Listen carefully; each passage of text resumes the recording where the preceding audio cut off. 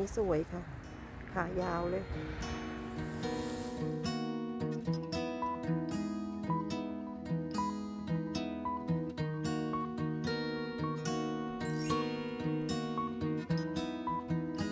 สวัสดีค่ะทุกคนวันนี้อากาศที่เยอรมันนะคะตอนนี้แดดออกเยอะเลย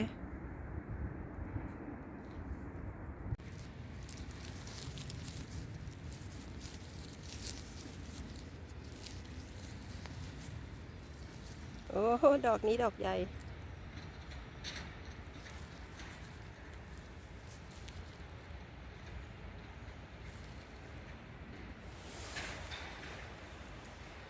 ดอกใหญ่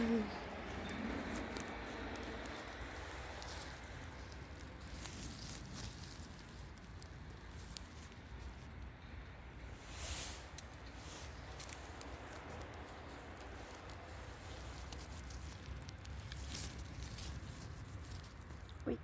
อันนี้ไม่ใช่หญ้าสูงเต็มเลยค่ะแฟนชอบกินอันนี้แต่ว่าทำความสะอาดยาก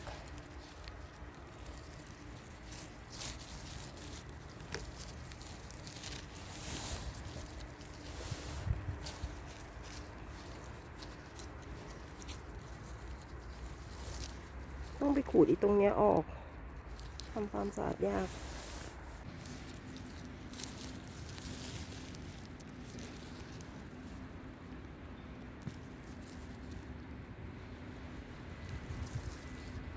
เจอดอกใหญ่แล้วจ้ะ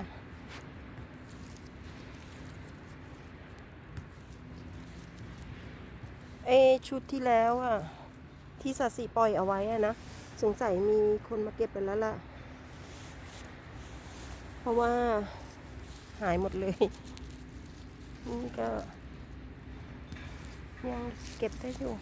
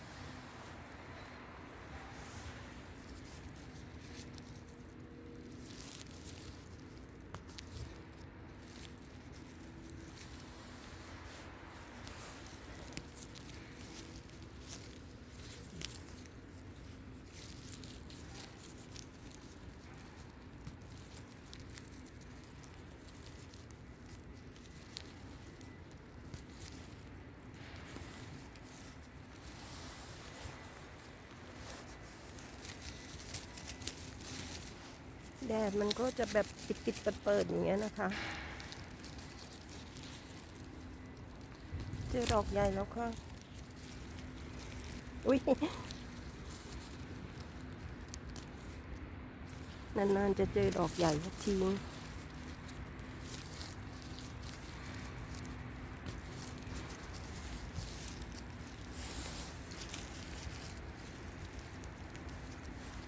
ก็ไว้ก่อนนะ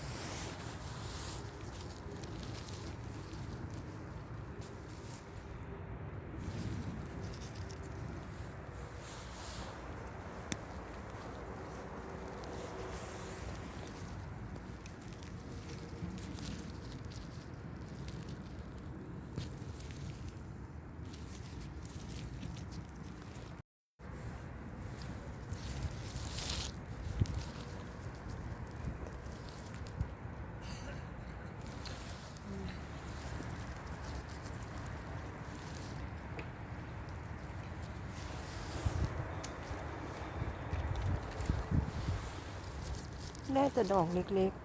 ๆนี่ขนาดรอให้มัน3 วันแล้วเนาะหรือว่าอากาศมันหนาวก็ไม่รู้มันก็เลยไม่ขึ้นอ่ะ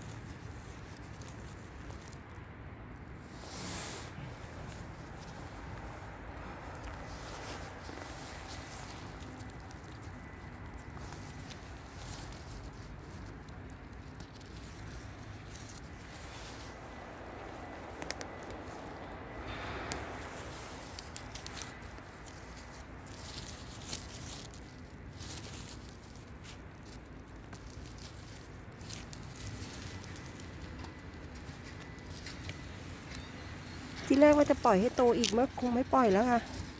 เพราะว่าคราวที่แล้วก็ปล่อยเอาไว้นะคะก็มีมีคนมาเก็บไอ้ชุดที่ปล่อยไว้อะ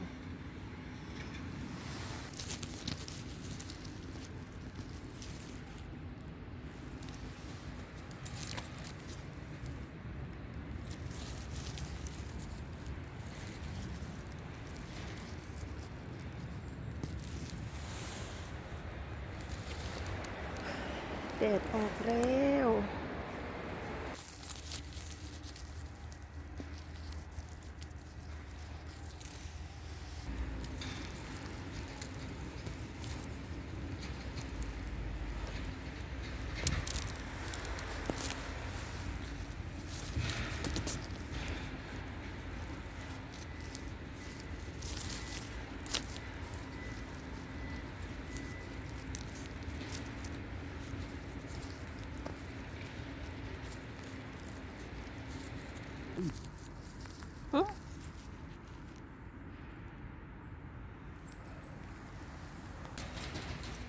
เห็ดไข่